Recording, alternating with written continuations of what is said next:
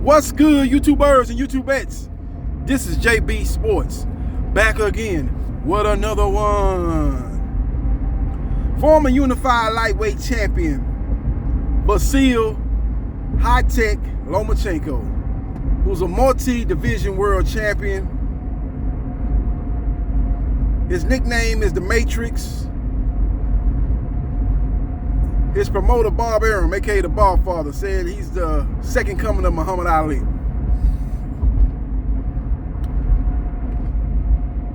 And he done went from one fight. In one fight, he done went from being one of the most overrated fighters. And the reason why he was one of the most overrated fighters was because, again, what his promoter said, he said he was the second coming of Muhammad Ali. And the man that already took a L. Muhammad Ali didn't take a L in his first 15 fights. A lot of people say, wait a minute, JB Sports, did he fight the caliber of opposition that Vasyl Lomachenko did? Yeah. He fought some good fighters. He fought some good fighters on his way up. He was the youngest heavyweight champion at that time before Mike Tyson came along and broke that record, man. He wasn't number 22 years old. He had just turned 22 when he defeated Sonny Liston. Now, Vasyl Lomachenko, a.k.a. High-Tech Lomachenko, has went from being one of the most overrated boxers to one of the most underrated boxers in one fight.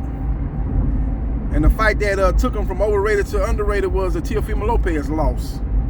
Because a lot of people are sleeping on Vasyl Lomachenko right now. In all actuality, man, he probably could be still the best fighter in the lightweight division. Now, I have Devin Haney as my #1 lightweight based on quality wins. A lot of people are going to say, wait a minute, JB Sports, how the hell you going to have Devin the Dream Haney, the #1 lightweight, when George Camboso just got through beating the #1 guy in the division in Teofimo Lopez? Well, that's one quality win for George Camboso. He's got one quality win. Devin the Dream Haney got 2 quality wins. He beat Jorge Linares in decisive fashion, and he beat Jojo Diaz in decisive fashion. So he's got 2. George Camboso's got 1. Both of those guys can call themselves world champions. As George Camboso has 3 of the 4 major belts. I don't count the WBC franchise. And Devin Haney has the WBC lightweight title. So the titles both guys have, but one guy has tight toes and one guy have tight toe. You know, so they're both champions, man. I just base it on resume, man. I believe Devin Haney's resume is better than George Camboso's. He got, like I say, as far as quality wins, both of those guys got some guys on there that are not great fighters, journeyman, stepping stone type of fighters. You know, that's on every fighter's resume. We can pick apart every guy's resume, but when you ranking these guys in the divisions, when each guy has a claim to be a champion, you gotta look at the quality wins. And the quality wins are 2 for 1, in my opinion, in Devin the Dream Haney's favor. With all that being said, man, let's break this fight down between Vasyl Lomachenko and top 10 fighter Richard Commey. Richard Commey is gonna need to stop Lomachenko. That's his only path to victory. He ain't outboxing Lomachenko. Ain't happening. He don't have the punch variety that Lomachenko has. He don't have the skill set that Lomachenko has. Lomachenko is going to overwhelm him each round with volume of punches. Even though Commey is a guy that's looking to load up on shots, but he's a guy that's very active per round too. But he just doesn't throw the punches and bunches like Lomachenko does. What Richard Commey is going to have to do is he's going to have to establish his jab, the left hand to the left hand. That's his jab. And he's going to have to mesmerize Lomachenko with the left jab, not only to the head, but to the body. He's going to have to keep him at bay and control distance with Lomachenko. And when in the midst of doing that, he's going to have to set that up and let that be the prelude to the right hand. Let that be the prelude to the right hand. He's one of the hardest hitters in boxing, not only in the lightweight division, but in boxing. The man got 30 wins, 3 losses, and 27 KOs. Now, his 3 losses have been against quality opponents, upper echelon lightweights. He lost to Robert Easter Jr. in a razor-thin decision. I think that was a split decision, if I'm not mistaken, and that was in Toledo, Ohio. That was in the backyard of Robert Easter Jr. After that fight, he took his second L when he went over there to Russia and fought Kafalov and lost a very close fight over there from what I heard. I never saw that fight, but from everything I gathered and reading the articles talking about that fight, it was a close fight too. So You know, when you're over there fighting guys in their backyard, man, you're not going to get the benefit of the doubt if it's a close fight. So he had to live and learn that, and that's one of the reasons why he's got multiple losses on his boxing record. His other loss was his most devastating loss. His most loss where he couldn't say, well, I did win the fight, because I think he thought he beat Robert Easter Jr., and I believe he thought he beat Kovalov. But he couldn't say that with Teofimo Lopez, because Teofimo Lopez took the fight out of the judge's hand as he knocked him out, had him doing a stanky leg. He got up and the referee waved it off, and Teofimo Lopez became the IBF champion. So Richard Commey is a former champion too. So you got two guys that are former lightweight champions. You have two guys that have both lost to Teofimo Lopez. So it's a very intriguing matchup, man. Again, Richard Commey is a top 10 fighter. Lomachenko, in my opinion, is the number 3 lightweight behind Devin Haney and George Kambosos. But that's based on those guys having titles and the quality wins of Devin Haney. But nobody in the lightweight division have more quality wins than Vasyl Lomachenko, man. He has a great resume. For a guy that has 15 wins, 2 losses, and 11 KOs, and quiet as kept, man, this guy is a good puncher. Real good puncher. He don't give his just due as far as being a guy that has real good power. Real good power. Man got 11 KOs. A lot of these guys quit on the stool like Gilbert Regendahl and Nicholas Walters. He waved the white flag. They didn't actually get knocked out, put to sleep like Lomachenko had given them some NyQuil, but those are considered TKOs. I can love TKO. Oh, yeah, TKO. And he's able to add that to his record.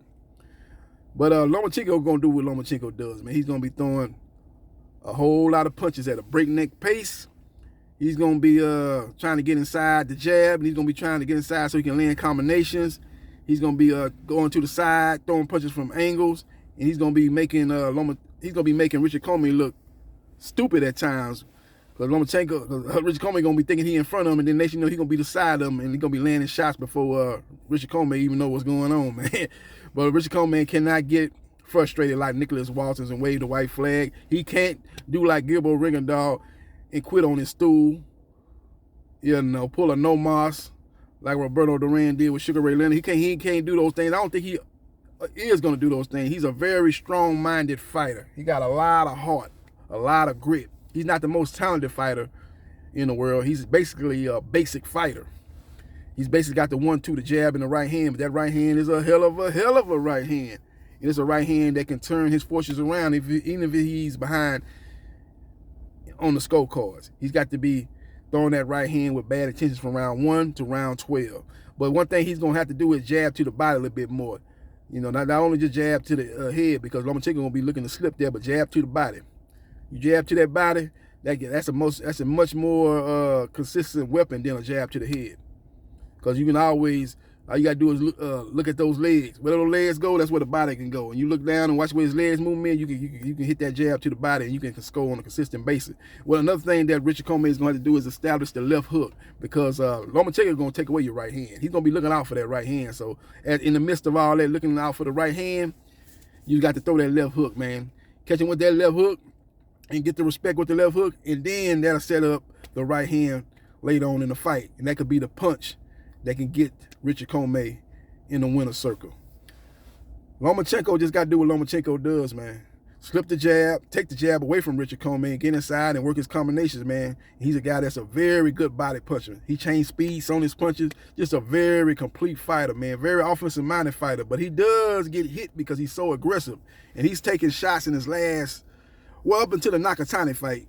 But the Teofimo Lopez was able to touch him on a consistent basis, especially in the first 6 rounds. Even in the Luke Campbell win, Luke Campbell landed some shots on him. In his last, even Jorge Linares dropped him. So once he moved up to 135, he has shown a vulnerability to get hit a little bit more often than he did when he was fighting in the lower weights. And Richard Commey's got to hope that he's more of the same guy that was in those fights than the one that was in his last fight against Nakatani. They look like vintage Lomachenko. They look like the Lomachenko of the lower weights. But I don't know if you should chalk that up to his opponent being Nakatani. You talking about something about basic. I say Commey basic. Nakatani is real basic. And he's not as athletic, and he doesn't have the hand speed even of a Richard Commey. And Richard Commey is not the fastest hands in the world in the lightweight division. But he throws his shot at a you know, Nakatani is just so long. He's just so long. He's just so persistent with the right hand. But as far as the jab goes, Commey has a better jab. Commey is a better athlete, and Commey's got more power.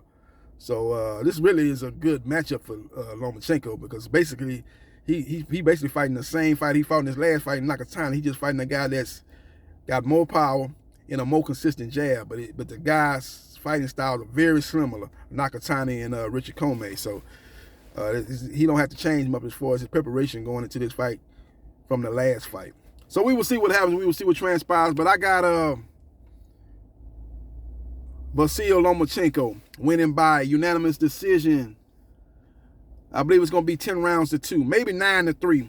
But it's going to be a clear decision victory. I think early on, Commey might have his moments, as again, Lomachenko going to be looking for the right hand. So I think early on in the fight, I think Commey will find some success with the left hook and jab to the body. As again, Lomachenko will be looking to take the jab away from him as far as jab to the head. He's going to be moving his head, a lot of head movement. He's going to be trying to dip a lot of those jabs. So he's going to be looking for the jab up top in the right hand. So I think the jab to the body and the left hook is going to be paying early dividends for Commey. But Lomachenko, being one of the smartest fighters in boxing, will make the necessary adjustments, and he'll take the left hook away and be looking out for the right hand. He'll basically disarm Richard Commey. And with his volume of punches and fighting at a breakneck pace, I just don't think Commey will be able to keep up. And I'm looking for Lomachenko to win a unanimous decision, impossible late stoppage. As we don't know what that knockout with Teofimo Lopez did to Richard Commey. How much did that take out of him? Did that make him less punch resistant? He had never been knocked out before. But sometimes when you get knocked out like that, you start getting knocked out in the next fight, and you become more susceptible to knockouts. Look at Roy Jones Jr. He had never been knocked out before he got knocked out by Johnson. What's that guy named Johnson? Johnson knocked him out, and then he started getting knocked out really on a consistent basis. Went over there to Russia, got knocked out. Got knocked out by once he got knocked out by Tarver. Got knocked out by Tarver, he got knocked out by Johnson, he got knocked out by that Russian over there in Russia. I think he was up at cruiserweight when he got knocked out by that guy. And I think that that first knockout made him less able to handle power punchers. You know, a lot of people say, well, the reason why that happened was because he went up to heavyweight, and then he went back down to light heavyweight, and he lost a lot of muscle mass. So that probably played a factor too. But it remains to be seen if Richard Commey will be able to stand up to the volume of punches and the sharp, accurate punching and the underrated power of Lomachenko for 12 rounds. So we will see what happens, and we will see what transpires. Let me know your thoughts on who you like in this particular matchup. Richard Commey versus Vasyl Lomachenko. Give me a winner. And what round, if you think it's going to be a stoppage, give me the round you think it ends in. Let me know your thoughts, and subscribe to JB Sports, the man, the myth, the legend. And I holla.